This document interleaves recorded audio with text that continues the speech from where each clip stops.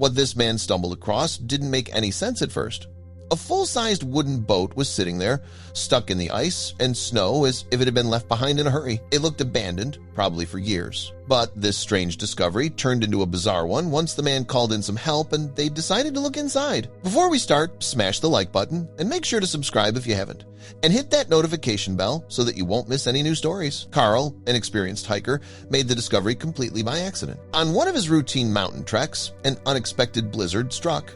The forecast hadn't predicted such severe weather, leaving him unprepared. Alone and miles from home, Carl had no idea his journey was about to lead him to something beyond belief. Despite his experience and preparation, Carl couldn't withstand the sudden storm. With proper hiking gear and supplies for 24 hours, he thought he was safe, but even his planning couldn't protect him from what he later called the blizzard of the century.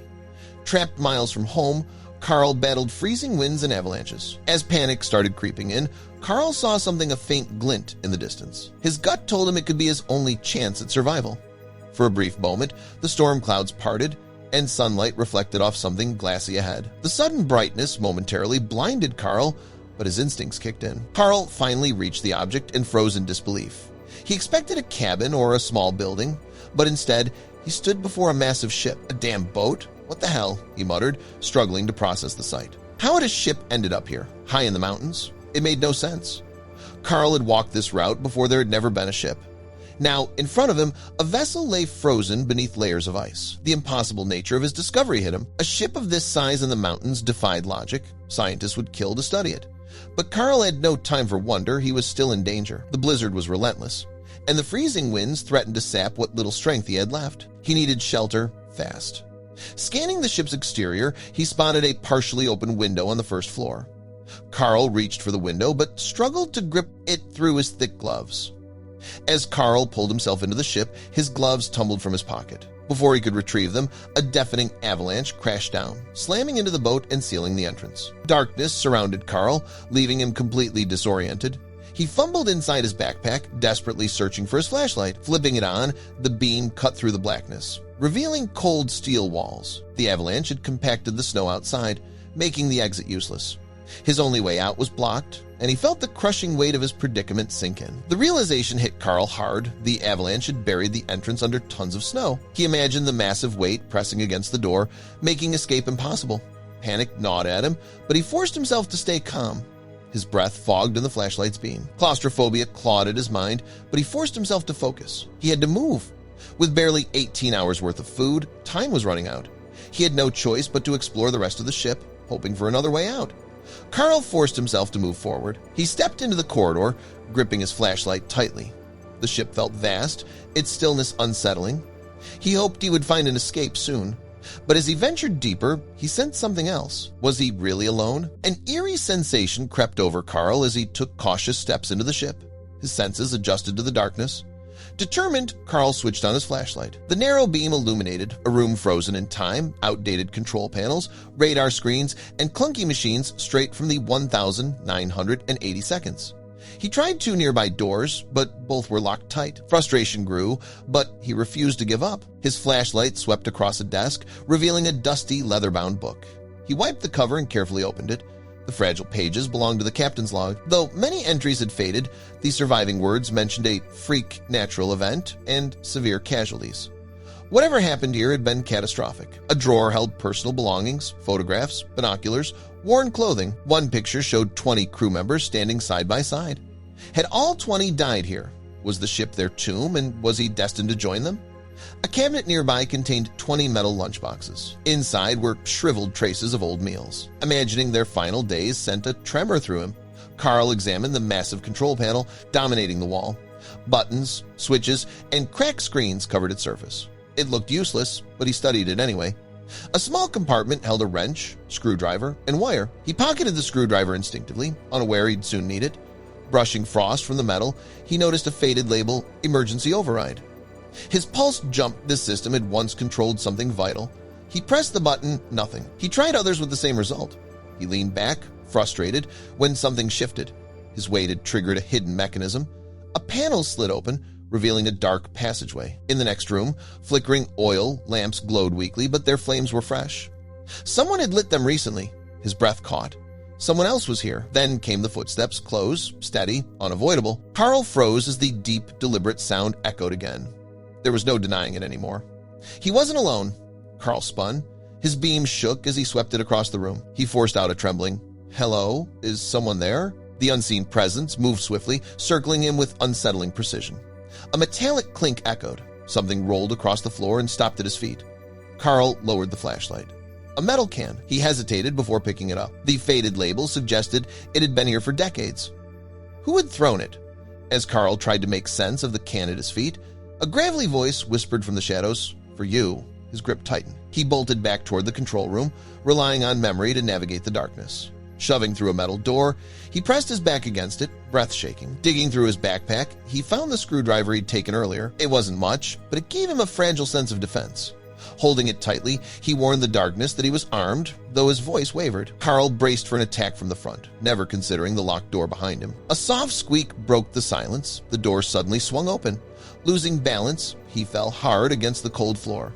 The dark figure finally appeared in the doorway. Carl froze, raising his light, and saw an old, frail man step into view. Carl quickly explained how he had ended up inside the ship, lost, desperate, trapped by the storm. The man grumbled before answering, "You're the trespasser."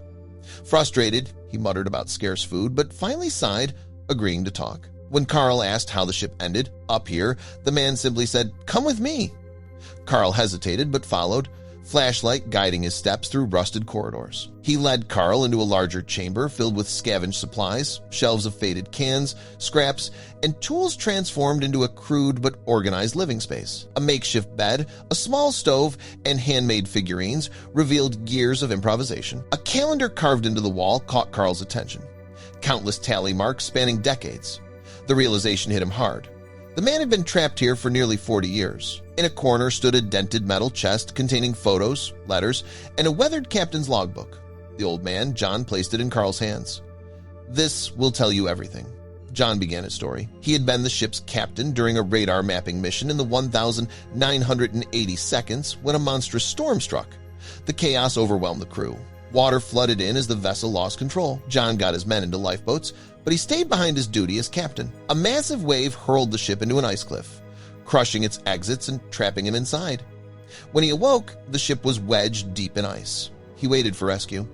Days became months. The sea froze solid, burying the ship deeper beneath snow and ice. Eventually, the world swallowed it whole. No help ever came. John described years of failed escape attempts, each one ending in exhaustion and hopelessness. Over time, isolation pushed him to the edge. Speaking about it now made old emotions resurface, especially the memory of the daughter he'd left behind. She had been 5. He had missed her entire life. "This place became my grave," John whispered. "And now you face the same fate." But Carl's presence sparked something inside him. John, who had long accepted his fate, felt a faint shift. "Maybe with 2 of us, there's a chance." Carl met his gaze. He wouldn't let the old man die here, not after surviving 4 decades alone. Carl explained that the blizzard had uncovered much of the ship, melting away decades of snow. John froze, realizing the exit he once believed permanently sealed might now be reachable. For the first time in 40 years, hope returned to his voice. They heated the oven until the room grew unbearably warm. Pressed against the packed snow outside, the metal door grew red hot. Slowly, the ice that had trapped John for decades began to melt. They watched anxiously, knowing this was their only chance at escape. After an hour, they forced the door open. John squinted at the blinding light. After so long in darkness, the outside world felt unreal. Carl immediately grabbed his satellite phone and, with full signal restored, called for rescue. Teams arrived quickly, shocked to find a ship from the 1,980 seconds intact and even more stunned to rescue a man thought long dead. John's long imprisonment was over. At the hospital, John received proper care for the first time in decades. His first warm meal moved him to tears. Overwhelmed with gratitude, he embraced Carl, the man who had given him back his life. Days later, the moment John had dreamed of finally arrived. His daughter, now an adult, walked into his room. Their reunion was emotional and overwhelming. Laughter, disbelief, and tears filled the room. Thanks to Carl, the family he lost had been restored. John struggled to adjust to the modern world. Everyday noises, technology, and crowded spaces overwhelmed him after decades of silence. But Carl and his daughter stayed close, helping him adapt slowly. Still, memories of his lost crew haunted him, their sacrifices weighing heavily on his mind. Sensing his pain, Carl suggested visiting the families of the fallen crew. John agreed, realizing it was a step he needed to take for closure. Their first visit was to his first mate's daughter, now in her 50s. John shared stories of her father's bravery, bringing bittersweet comfort. He met each family one by one, offering long-awaited answers. Though grief lingered, his presence gave them peace. Inspired by the family's gratitude, John and Carl organized a memorial to honor the lost crew. Support poured in from former sailors, descendants, and locals moved by the story. The ceremony was held near the ship's original departure point. People gathered to honor the men who had vanished decades earlier. John delivered an emotional speech, recounting his crew's final moments. Many wept as he spoke, touched by the weight of his memories. A symbolic burial at sea followed. John and Carl released flowers into the water and unveiled a bronze plaque bearing the crew's names, a lasting tribute shimmering in the sunlight. For the first time in years, John felt true peace. The grief he carried softened, replaced by pride and closure. John and Carl's bond deepened. What began as a rescue turned into a deep friendship. They shared stories, explored new places, and rebuilt their lives side by side. Through Carl, John found purpose again. Carl encouraged him to share his story publicly. Hesitant at first, John eventually agreed. A documentary team soon contacted them, captivated by his survival. They recreated his ordeal with emotional depth, gaining worldwide acclaim. Viewers found inspiration in John's resilience and Carl's determination. John found a new mission advocating for mental health and survival training. Speaking at events, he used his experiences to help others endure hardship. Sharing his story brought healing, transforming his pain into strength. Together, he and Carl traveled widely, embracing the freedom neither had expected. Their friendship became a testament to second chances. Over time, John's story inspired countless people. With Carl's help, he co-wrote a best-selling book reflecting on his transformation from isolation to belonging. His journey proved that even after profound loss, hope and human connection could restore a life once thought destroyed.